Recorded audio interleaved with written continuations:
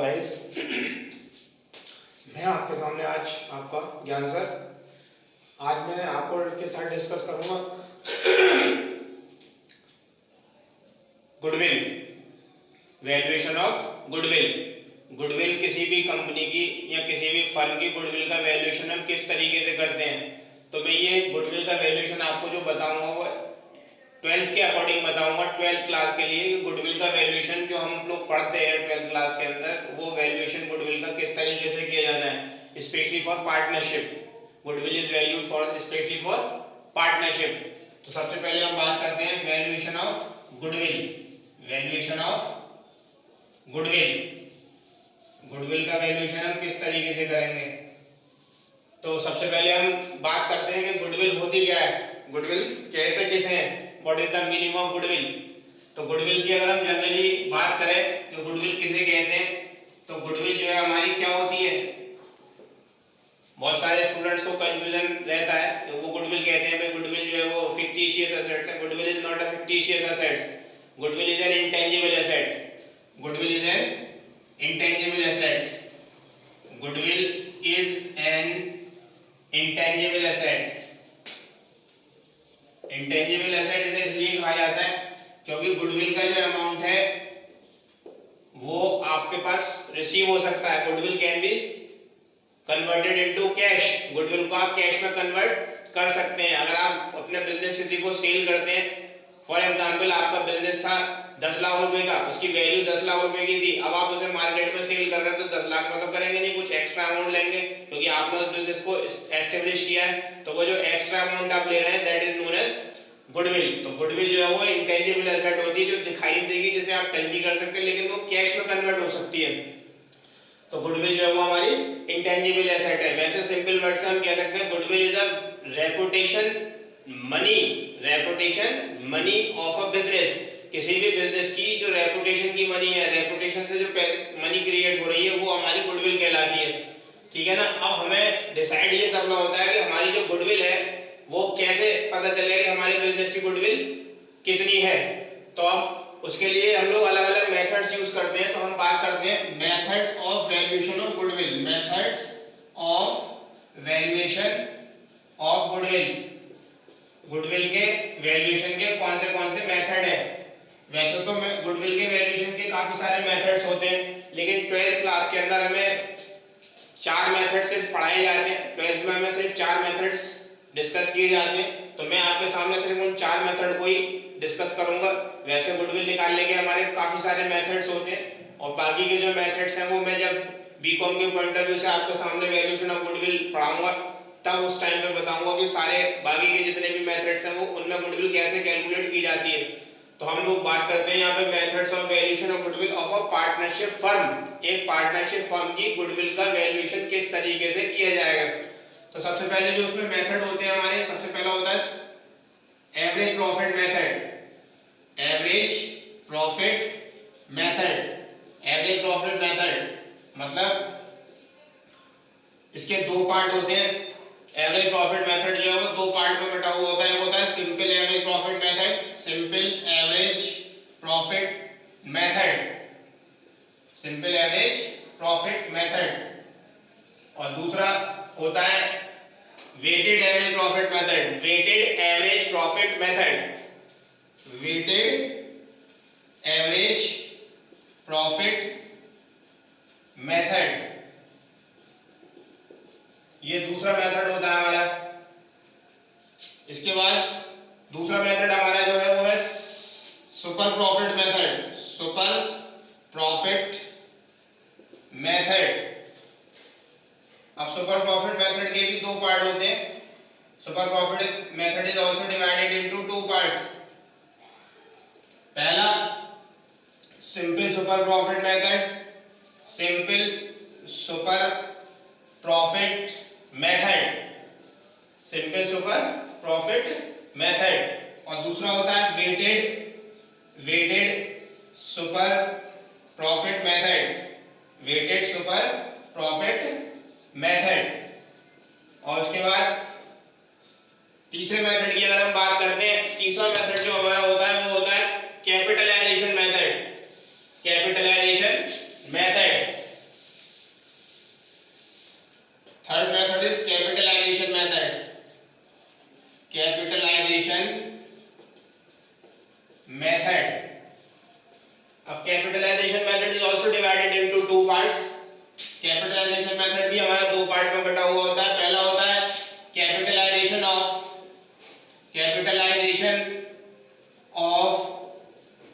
Average profit. Capitalisation of average profit. और दूसरा होता है capitalisation of super profit. Capitalisation of super profit.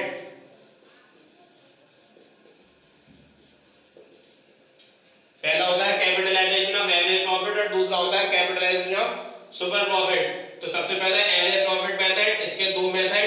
दूसरा सुपर प्रॉफिट मेथड, इसके दो मेथड। इसमें नॉर्मली एक ही पढ़ने को मिलेगा आप लोगों को, ज्यादातर बुक्स जो है उनमें एक ही मिलेगा, ये सुपर प्रॉफिट मेथड सिंपल।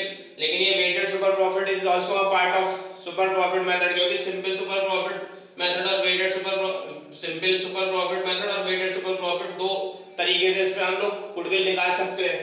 तीसरा हमारा जो कैपिटलाइजेशन मेथड है, कैपिटलाइजेशन ऑफ एवरेज प्रॉफिट और कैपिटलाइजेशन ऑफ सुपर प्रॉफिट। आपके एग्जाम में के पॉइंट ऑफ व्यू से अगर मैं बात करूं तो एग्जाम में जो क्वेश्चन आएगा उस एग्जाम के क्वेश्चन में बिल्कुल क्लियर कट मेंशन रहता है कि आपको कौन सा मेथड यूज करना है गुडविल वैल्यूएशन के लिए। अगर मेथड आपका मेंशन नहीं है तो आपके पास जो इंफॉर्मेशन है उन इंफॉर्मेशन को देखते हुए आप समझ जाएंगे कि आपको कौन से मेथड से गुडविल निकालनी है। नॉर्मली हम सिंपल एवरेज प्रॉफिट मेथड को फॉलो करते हैं। अगर कोई सिचुएशन हमारे सामने अवेलेबल नहीं है, मेथड के बारे में कोई डिस्कशन नहीं है और इंफॉर्मेशन जो अवेलेबल है उनसे भी कोई चीज क्लियर नहीं हो रही है कि कौन सा मेथड लगाना है हमें, तो हम लोग सिंपल एवरेज प्रॉफिट मेथड को फॉलो कर लेते हैं। तो आइए इसकी बात करते हैं हम आगे। तो ये तीन मेथड हमें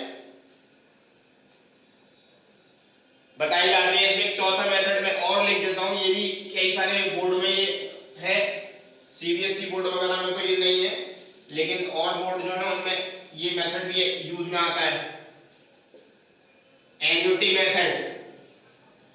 एन्युटी मेथड गुडविल निकालने का ये भी मेथड होता है, एन्युटी मेथड। बेसिकली वैसे तीन ही है ट्वेल्थ में, average profit method, super profit method, capitalisation method, और हर एक के दो दो पार्ट है। इसके सिंगल ही पार्ट होता है नॉर्मली, लेकिन मैं दो पार्ट होते हैं इसलिए दोनों ही बताऊंगा आपको। और चौथा जो एन्युटी मेथड है, वो एन्युटी मेथड हर बोर्ड में नहीं है, कहीं है कहीं नहीं है, लेकिन हम लोग डिस्कस कर लेते हैं क्योंकि उसमें ज्यादा डिफरेंस नहीं है, सुपर प्रॉफिट मेथड के जैसा ही होता है तकरीबन ये। तो अब मैं इसमें वन बाय वन आपके साथ डिस्कस करूंगा कि एवरेज प्रॉफिट मेथड में गुडविल का वैल्यूएशन किस तरीके से करते हैं और बाकी के मेथड्स में वैल्यूएशन ऑफ गुडविल किस तरीके से किया जाएगा। ये सिर्फ मैं न्यूमेरिकल पॉइंट ऑफ व्यू से आपके साथ डिस्कशन कर रहा हूँ। थ्योरी के लिए हम लोग अलग से मैं वीडियो आपके लिए अवेलेबल कराऊंगा कि थ्योरी का क्वेश्चंस किस तरीके से हमारा गुडविल का बनता है, उसमें क्या क्या चीजें होती हैं, क्योंकि थ्योरी में हमारे गुडविल की मीनिंग है, डेफिनेशन है, फैक्टर्स कौन से हैं जो गुडविल को अफेक्ट करते हैं, गुडविल की नेचर क्या है, कितने तरीके की गुडविल होती है, वो सब चीजें थ्योरी में आ जाती है। तो थ्योरी के बारे में मैं डिस्कशन किसी अदर वीडियो में आपको मैं कर दूंगा कि थ्योरी में आपको क्या क्या चीजें देखनी है। ठीक है, तो हम इसमें न्यूमेरिकल्स की बात करते हैं। पहले सिंपल एवरेज प्रॉफिट मेथड की सबसे पहले मैं बात करता हूं, नोट कर लिया होगा ये सब आपने।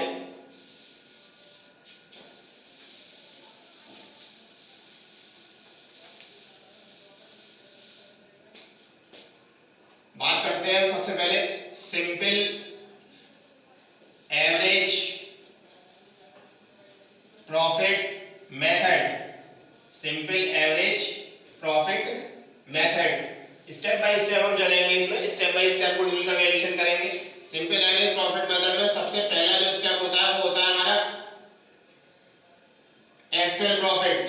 सबसे पहले हम क्या निकालते हैं, एक्चुअल प्रॉफिट निकालते हैं।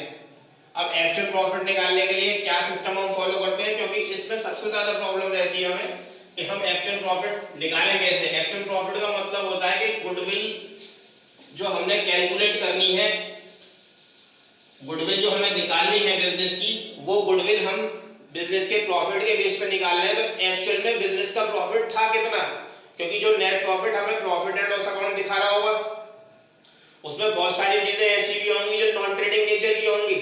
उन नॉन ट्रेडिंग नेचर्स के आइटम को छोड़ के नेट प्रॉफिट हमें पता लगाना है, वो एक्चुअल प्रॉफिट होता है। एक्चुअल प्रॉफिट का मतलब ट्रेडिंग रनिंग प्रॉफिट, बिजनेस के चलने से जो प्रॉफिट हुआ हमें वो हमारा एक्चुअल प्रॉफिट कहलाता है। अब उसके लिए हमें करना क्या है, हम सब एक स्टेटमेंट बना लेते हैं। उसके लिए एक कॉलम यहाँ पे हम बनाएंगे, उसमें एक पर्टिकुलर्स का कॉलम और ईयर बना लेंगे। Column year, first year, second year, third year, जितने भी ईयर हमें दिए हो, 4 दिए तो 4 कॉलम बन जाएंगे अमाउंट के। ये ईयर के कॉलम हो गए। मैंने 3 मान लिए यहाँ पे, 4 भी हो सकते हैं, 5 भी हो सकते हैं। जितने भी ईयर दिए हुए हैं वो ईयर हम लोग यहाँ पे ले लेंगे। अगर ईयर वैसे दिया हुआ है first year, second year, third year ना देंगे तो ईयर लिख देंगे, जैसे कि 2018, 19, 2020, 21, तो वो उस तरीके से ले लेंगे हम लोग। सबसे पहले इसमें हम लोग लिखते हैं नेट प्रॉफिट और नेट लॉस। नेट प्रॉफिट और लॉस, ये नेट प्रॉफिट या नेट लॉस हमें क्वेश्चन में दिया हुआ रहेगा। नेट प्रॉफिट जिस ईयर में है उस ईयर में नेट प्रॉफिट लिख लेंगे, और किसी ईयर में अगर नेट लॉस है तो उसे नेगेटिव लिख लेंगे। जैसे नेट लॉस है तो ये नेट लॉस है, मान लीजिए थर्ड ईयर में, तो इसको हमने नेगेटिव लिख लिया, नेगेटिव का ब्रैकेट में नेगेटिव कर दिया। और अगर प्रॉफिट है सब में तो प्रॉफिट लिख लेंगे। इसके बाद हम लोग इसमें ऐड करते हैं एबनॉर्मल एक्सपेंसेस और लॉसेस। एबनॉर्मल एक्सपेंसेस और लॉसेस, एबनॉर्मल का मतलब नॉन ट्रेडिंग एक्सपेंसेस और लॉसेस, ऐसे एक्सपेंसेस और ऐसे लॉसेस जो बिजनेस से रिलेटेड नहीं थे, उनको हम लोग कहते हैं एबनॉर्मल एक्सपेंस और एबनॉर्मल लॉस। जैसे loss by fire, loss by fire business के चलने से कोई उसका लेना देना नहीं है। या जैसे हम कहेंगे loss on sale of asset, तो उसका भी बिजनेस से चलने से कोई लेना देना नहीं है, तो वो एबनॉर्मल नेचर का हो गया। या दूसरे वर्ड में हम कह सकते हैं नॉन रिकरिंग नेचर, जो रेगुलर नेचर के नहीं है। ऐसे सारे खर्चे, ऐसे सारे लॉस जो नॉन रिकरिंग नेचर के हैं, उनको हम एबनॉर्मल एक्सपेंस या एबनॉर्मल लॉस कहते हैं। ठीक है ना, नॉन रिकरिंग नेचर, आप इसे समझ जाइएगा। वैसे मैंने एग्जांपल भी आपको दे दिया कि ऐसे खर्चे या ऐसे लॉस जो कभी कभी हों, जो रेगुलर नेचर के ना हो, जो बिजनेस से डायरेक्टली रिलेट नहीं कर रहे हैं, उनको एबनॉर्मल एक्सपेंस या एबनॉर्मल लॉस कहते हैं। दूसरा फिर ऐड करते हैं इसके अंदर नॉर्मल इनकम और प्रॉफिट। नॉर्मल इनकम और प्रॉफिट,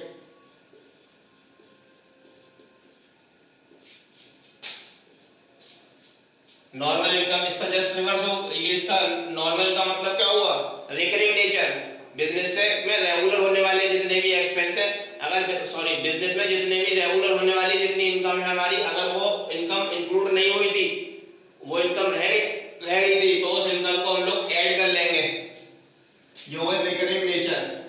रिकरिंग नेचर मतलब जो रेगुलर नेचर की है, ऐसी इनकम जो रेगुलर नेचर की है। जैसे कमीशन रिसीव्ड, डिस्काउंट रिसीव्ड, तो वो रेगुलर नेचर की इनकम हो गई, नॉर्मल इनकम की कैटेगरी में उन्हें रखा जाएगा, वो हम ऐड कर लेंगे। फिर लेस नॉर्मल एक्सपेंसेस और लॉसेस। नॉर्मल एक्सपेंसेस और लॉसेस, कोई भी ऐसे एक्सपेंस या कोई भी ऐसे लॉस जो नॉर्मल नेचर के हैं, जो रेगुलर नेचर के हैं, जो ट्रेडिंग नेचर के हैं, और वो इसमें इंक्लूड नहीं हो पाए थे। प्रॉफिट एंड लॉस बनाया गया होगा, प्रॉफिट एंड लॉस बनाने में अगर कोई भी एक्सपेंस जो नॉर्मल नेचर का था वो आपने नहीं लिखा, तो वो लेस किया जाएगा। उसके बाद लेस एबनॉर्मल इनकम और प्रॉफिट। एबनॉर्मल इनकम और प्रॉफिट, कोई भी एबनॉर्मल नेचर की जो भी इनकम या जो भी प्रॉफिट होगा उसे भी हम लोग लेस करेंगे। एबनॉर्मल का मतलब मैंने अभी भी आपको बता ही दिया, नॉर्मल का मतलब रेगुलर नेचर और एबनॉर्मल का मतलब नॉन रेगुलर नेचर, रिकरिंग और नॉन रिकरिंग। तो अगर हमारी नॉन रिकरिंग एक्सपेंस है तो हम लोग उन्हें ऐड करेंगे, और नॉन रिकरिंग इनकम है तो उसे लेस करेंगे। या दूसरे वर्ड्स में आप इसे इस तरीके से कह सकते हैं कि ऐसे खर्चे या ऐसी इनकम, ऐसे खर्चे या ऐसी इनकम जिनकी वजह से प्रॉफिट हमारा घटा, जिनकी वजह से प्रॉफिट हमारा घट गया है, उसको तो हम ऐड करेंगे क्योंकि हमें बढ़ाना है प्रॉफिट। और ऐसे एक्सपेंस और ऐसी इनकम जिनकी वजह से प्रॉफिट हमारा बढ़ गया है, जो ना लिखने की वजह से या लिखने की वजह से प्रॉफिट हमारा बढ़ गया, तो उसको हम लोग लेस कर देंगे। तो नॉर्मल एक्सपेंस और एबनॉर्मल इनकम लेस होंगी, क्योंकि नॉर्मल एक्सपेंस अगर हमने नहीं लिखे तो प्रॉफिट हमारा क्या हो गया होगा, बढ़ गया होगा, तो माइनस कर दिया हमने। एबनॉर्मल इनकम अगर हमने लिख दी, एबनॉर्मल इनकम हमारी जो नहीं लिखनी थी हमने लिख दी, तो भी प्रॉफिट बढ़ गया होगा, तो उसे भी हम लेस कर देंगे।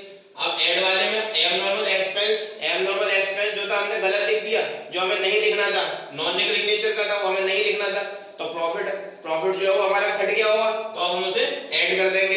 इसी तरीके से नॉर्मल इनकम जो हमने बुक्स में लिखनी चाहिए थी लेकिन हमने नहीं लिखी, तो प्रॉफिट हमारा घट गया होगा, तो उसे भी हम बढ़ा देंगे, ऐड कर देंगे। तो ये एबनॉर्मल एक्सपेंस और एबनॉर्मल इनकम के बारे में हमारा डिस्कशन हुआ। ये हम ऐड लेस कर लेंगे इसमें जैसी भी सिचुएशन होगी। ये हमारे पास आ जाएगा निकल के एक्चुअल प्रॉफिट और लॉस, एक्चुअल प्रॉफिट और लॉस। अगर पॉजिटिव वैल्यू आ रही है तो प्रॉफिट, और अगर नेगेटिव वैल्यू आ रही है तो फिर एक्चुअल लॉस कहलाएगा। तो एक्चुअल प्रॉफिट और एक्चुअल लॉस ये हमारे पास आ जाएगा इन सब चीजों को ऐड लेस करने के बाद। अब एबनॉर्मल एक्सपेंस और एबनॉर्मल इनकम क्या होती है, इसके बारे में मैं थोड़ा सा आपको एक एग्जांपल लिख के दे रहा हूं, तो उससे आपको थोड़ी सी आसानी रहेगी, ठीक है ना। अगर हम बात करें एबनॉर्मल लॉस की, अगर हम बात करें एबनॉर्मल लॉस की, तो एबनॉर्मल लॉस में हम क्या क्या ले सकते हैं। जैसे एबनॉर्मल लॉस के एग्जांपल हम ले सकते हैं, जैसे लॉस बाय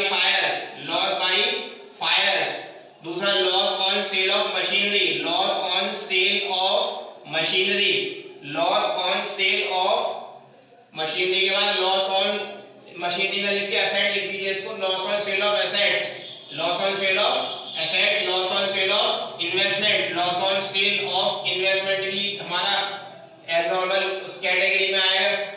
क्लेम पेड,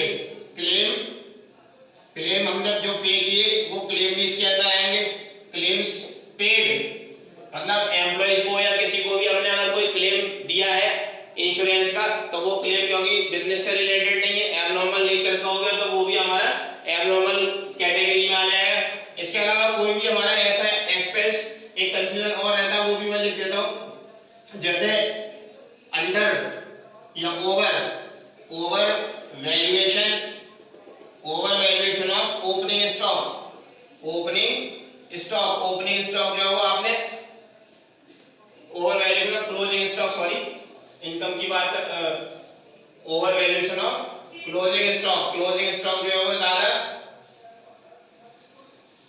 सही लिखा था, opening stock of over valuation of opening stock जो है वो ज्यादा ओवर वैल्यूड हो गया, ओपनिंग स्टॉक को हमने ज्यादा लिख दिया, तो प्रॉफिट हमारा जो है वो घट गया होगा, तो वो भी हमारे एबनॉर्मल की कैटेगरी में आएगा। Under valuation of closing stock, ये भी हमारा किस कैटेगरी में आएगा, ये भी हमारा उसी कैटेगरी में आएगा, एबनॉर्मल एक्सपेंस की कैटेगरी में। उसके बाद हम बात करते हैं एबनॉर्मल इनकम की, क्योंकि एबनॉर्मल इनकम और एबनॉर्मल एक्सपेंस में थोड़ा सा कंफ्यूजन रहता है। उसकी अगर हम बात करें, ये तो मैंने लिख दिए सारे एबनॉर्मल एक्सपेंस और लॉस। ये ध्यान रखिएगा कि मैंने ये एग्जांपल लिख दिए, ये जरूरी मतलब ये नहीं है कि फाइनल यही होगा, 6 और भी हो सकते हैं, लेकिन आप नाम रिकरिंग और नॉन रिकरिंग से ध्यान रखिए। अगर नॉन रेगुलर नेचर का है तो नॉन रेगुलर नेचर का होने की वजह से वो हमारा एबनॉर्मल लॉस की कैटेगरी में आ जाएगा। और एबनॉर्मल इनकम की बात करें अगर हम, एबनॉर्मल इनकम में क्या क्या चीजें आती हैं, जैसे एग्जांपल बता रही है, profit on sale of asset, profit on sale of assets, profit on sale of investment, profit on sale of investment. उसके बाद profit on sale of investment के बाद डिविडेंड रिसीव और इंटरेस्ट रिसीव है, डिविडेंड रिसीव है। और इसके अलावा profit on income from investment,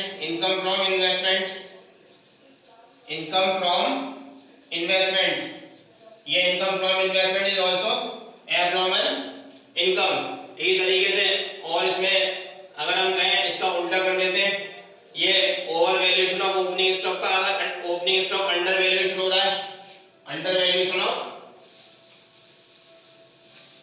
valuation of opening stock, Chhathi category हो जाएगी, 6th under valuation of opening stock, और इसको 7वां पॉइंट जैसे over valuation of opening stock, over valuation of opening stock, ये सब क्या है हमारे, ये सब हमारे हैं एबनॉर्मल इनकम। तो एबनॉर्मल और नॉर्मल इनकम का मतलब आप समझ गए होंगे। एबनॉर्मल एक्सपेंस और एबनॉर्मल इनकम मैंने यहाँ पे कुछ एग्जाम्पल लिख दिया आपके सामने। नॉर्मल का मतलब रेगुलर नेचर के जो होंगे, और एबनॉर्मल का मतलब जो नॉन रेगुलर नेचर के होंगे, चाहे वो एक्सपेंस हो चाहे वो इनकम हो। तो सबसे बड़ी प्रॉब्लम इसमें रहती है, इसलिए मैंने इसको थोड़ा सा डिटेल में एक्सप्लेन कर दिया है। तो एक्चुअल प्रॉफिट और एक्चुअल लॉस निकालने के बाद जो हमारा अगला स्टेप होता है वो होता है एवरेज प्रॉफिट। सेकेंड स्टेप में हम निकालते हैं एवरेज प्रॉफिट। एवरेज प्रॉफिट निकालने के लिए हमारे पास जो फॉर्मूला हम यूज करते हैं वो करते हैं total actual profit minus loss upon total number of years. Total actual profit minus loss upon total number of years. जो एक्चुअल प्रॉफिट है हमारे, उन प्रॉफिट को जोड़ लेंगे जो निकल के आए होंगे, और उनको जोड़ने के बाद अगर किसी ईयर में लॉस आया तो उसको हम लोग माइनस कर लेंगे, और माइनस प्रॉफिट और लॉस को ऐड लेस करने के बाद जितने नंबर ऑफ ईयर्स होंगे उनसे डिवाइड कर देंगे, तो एवरेज प्रॉफिट निकल के आ जाएगा। अगर लॉस नहीं निकला है किसी भी ईयर में तो फिर लॉस की वैल्यू 0 हो गई, नंबर ऑफ ईयर्स टोटल लिए जाएंगे। एवरेज प्रॉफिट निकालने का तीसरा स्टेप जो होगा वो होगा हमारा गुडविल का। तीसरा स्टेप इज गुडविल निकालने के लिए फॉर्मूला हो जाएगा हमारा average profit into number of years of purchase. ये एवरेज प्रॉफिट हमारे सामने ये निकल के आ गया, और number of years of purchase question में दिए हुए रहते हैं। Number of years of purchase का मतलब होता है कि the years on the basis of which goodwill is calculated, वो ईयर्स जिनको आप बेस लेके गुडविल का कैलकुलेशन कर रहे हैं। मतलब हम लोग ये मान के चल रहे हैं कि हमारी गुडविल जनरेट होना इतने ईयर से शुरू हुई। अब वो हमारे दो भी दिए हुए अलग से रह सकते हैं कि जितने टोटल नंबर ऑफ ईयर्स हैं, हो सकता है उतने ही दिए हों या उससे कम दिए हों या उससे ज्यादा दिए हों, वो आपको क्वेश्चन में मेंशन होंगे। और अगर नंबर ऑफ ईयर्स क्वेश्चन में मेंशन नहीं है तो जितने भी टोटल नंबर ऑफ ईयर्स हैं, टोटल नंबर ऑफ ईयर्स जितने भी दिए हुए हों उनको 2 से डिवाइड करके हमारे पास number of years of purchase आ जाएंगे, लेकिन वो अप्रोक्सीमेट लिए जाएंगे। अप्रोक्सीमेट का मतलब फॉर एग्जांपल जैसे टोटल नंबर ऑफ ईयर्स हमें 5 दिए हुए हैं, तो 5 को 2 से डिवाइड किया तो 2.5 आया, तो इसको हम लोग 3 लेंगे। तो number of years of purchase जो है वो टोटल नंबर ऑफ ईयर्स के बेस पे निकाल लिए जाते हैं। अगर क्वेश्चन में मेंशन नहीं है और मेंशन है तो फिर हम उसी के अकॉर्डिंग निकालेंगे। ठीक है, ये मैंने आपके साथ पहला मेथड डिस्कस कर दिया, और कि हमें सिंपल एवरेज प्रॉफिट मेथड से गुडविल का वैल्यूएशन किस तरीके से करना है।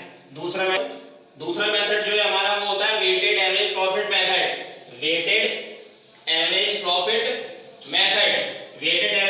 मेथड में भी हमारे 3 ही स्टेप होंगे। सबसे पहला स्टेप हमारा जो होगा वो होगा एक्चुअल प्रॉफिट बात कर रहा हूं मैं। वेटेड एवरेज प्रॉफिट मेथड, जैसा कि मैंने बताया था आपको कि आपको मेथड क्वेश्चन में मेंशन होगा, आपको उसी के अकॉर्डिंग यूज करने हैं स्टेप। तो वेटेड एक्चुअल प्रॉफिट निकालने के लिए हमारा सेम रहेगा, सेम एज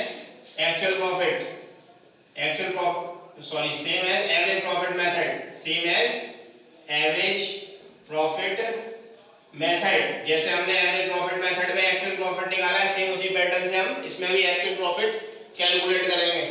एक्चुअल प्रॉफिट निकालने के बाद हम निकालते हैं weighted average profit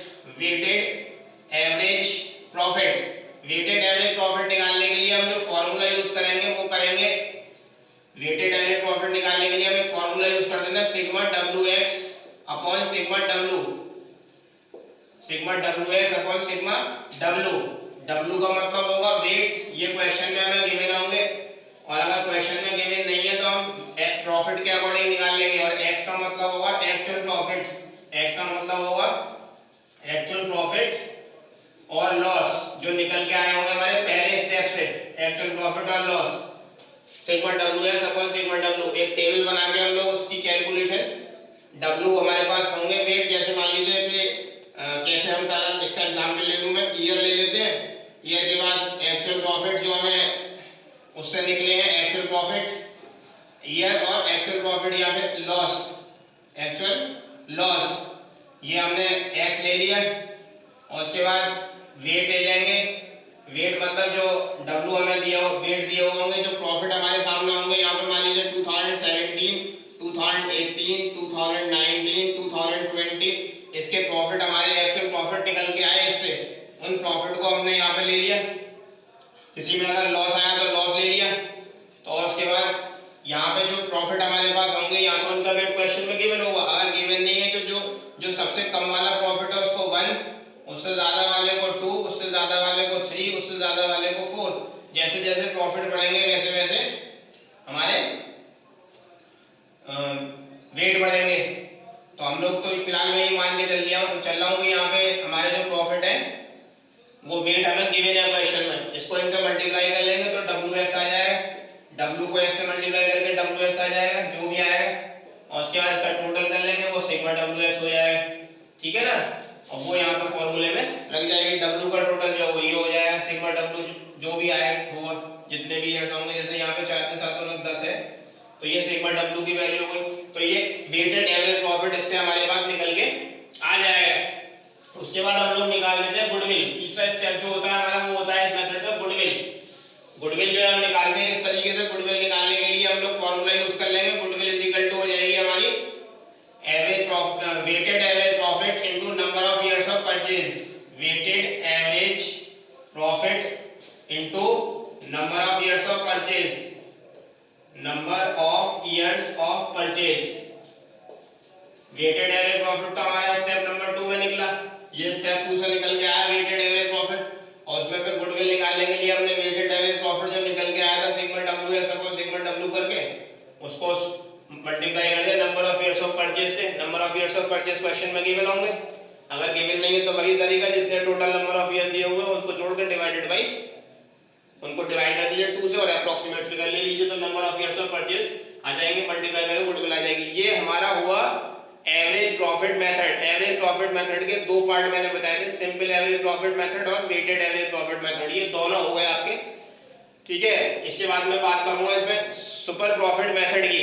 super profit method, super profit method में गुडविल किस तरीके से निकाली जाती है वो नेक्स्ट वीडियो में मैं आपको बताऊंगा कि सुपर प्रॉफिट मेथड से अगर हम गुडविल निकालते हैं तो वो किस तरीके से निकालते हैं, उसके फॉर्मूले क्या है।